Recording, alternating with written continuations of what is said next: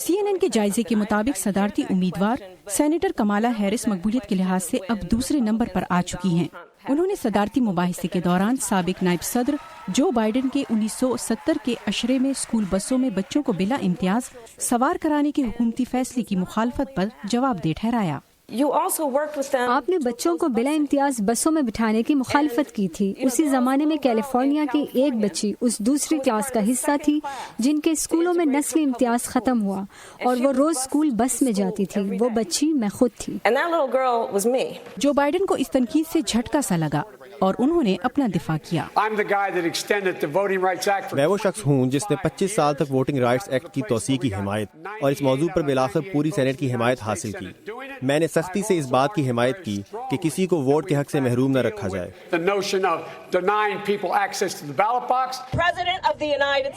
Kamala Harris اب democratic party کے چوٹی کے صدارتی امیدواروں میں شامل ہو گئی ہیں، جن میں جو بائیڈن، برنی سینڈرز اور الزبتھ وارن شامل ہیں۔ میرے خیال میں کملا ہیرس نے اس مباحثے میں عمدہ کارکردگی دکھائی۔ جو بائیڈن سب سے آگے ہیں، ان کے لیے بہت حمایت موجود ہے، لیکن شاید کمزور ہے۔ سیاہ فام کمیونٹی جو بائیڈن کے ساتھ ہے۔ کملا ہیرس نے اس کی طرف بڑھنے کی کوشش کی اور یہ برادری ڈیموکریٹ پارٹی کی ووٹر بیس کا 25% حصہ ہے۔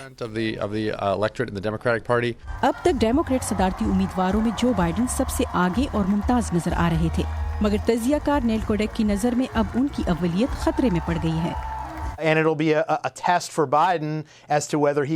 اب جو بائیڈن کا ایک اور امتحان ہوگا کہ وہ کس طرح اپنی حمایت کو برقرار رکھیں۔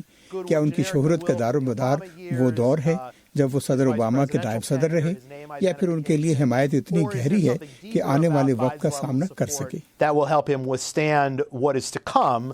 رائے عامہ کی جائزے ظاہر کر رہے ہیں کہ جو بائیڈن کو ایک معتدل مزاج لیڈر سمجھا جا رہا ہے اور صدر ٹرمپ کے مقابلے میں وہ ایک جاندار امیدوار ثابت ہو سکتے ہیں۔ ڈیموکریٹ امیدواروں کے درمیان اگلا مباحثہ اس ماہ کے آخر میں ہوگا۔ جم ملون کی رپورٹ کے ساتھ نیلوفر مغل، وائس آف امریکہ۔